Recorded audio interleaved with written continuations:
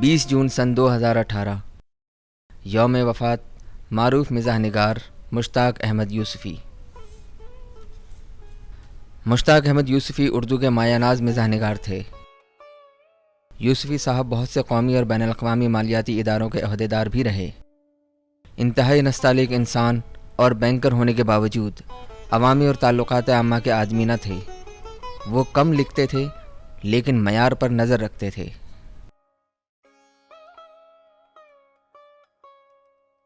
مشتاق احمد یوسفی 4 ستمبر 1923 کو ہندوستان کے شہر جے پور میں پیدا ہوئے۔ مشتاق احمد یوسفی نے راجپوتانہ میں اپنی ابتدائی تعلیم مکمل کی اور BA کی ڈگری حاصل کی۔ بعد ازاں آگرہ یونیورسٹی سے فلسفہ میں MA کیا اور علی گڑھ مسلم یونیورسٹی سے وکالت کی ڈگری لی۔ تقسیم ہند اور قیام پاکستان کے بعد ان کا خاندان بھارت سے پاکستان کے شہر کراچی میں منتقل ہو گیا۔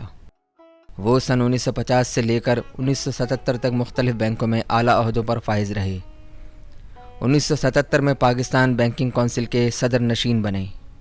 بینکاری کے شعبہ میں ان کی غیر معمولی خدمات پر انہیں قائد اعظم میموریل ایوارڈ ملا۔ ان کا اسلوب اور میدان تازہ دم اور وسیع رہا۔ یہی وجہ ہے کہ انہوں نے ہر شعبہ تحریر میں نشتر گاڑے۔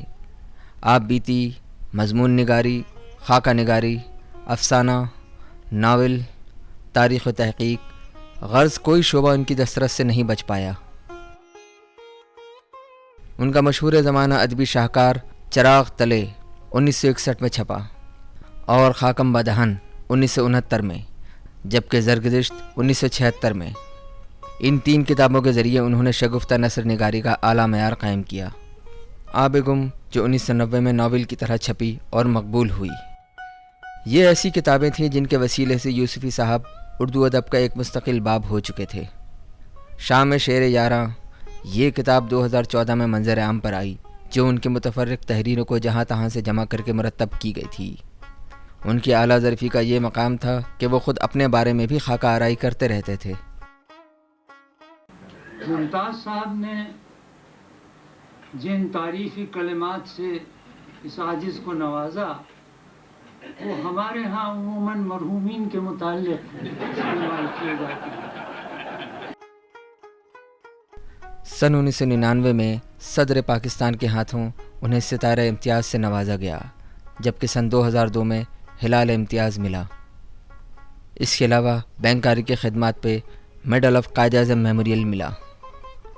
پاکستان اکیڈمی لیٹر پرائز سن 1990 میں، ہجرا انعام، بہترین کتاب کے لیے آدم جی انعام۔ مشتاق احمد یوسفی صاحب 20 جون سن 2018 کو 94 سال کی عمر میں کراچی میں فوت ہوئے۔ آخری عمر میں وہ علیل ہوئے، لیکن ان کی علالت میں بھی ان کا مزاح جوان اور حشاش بشاش رہا۔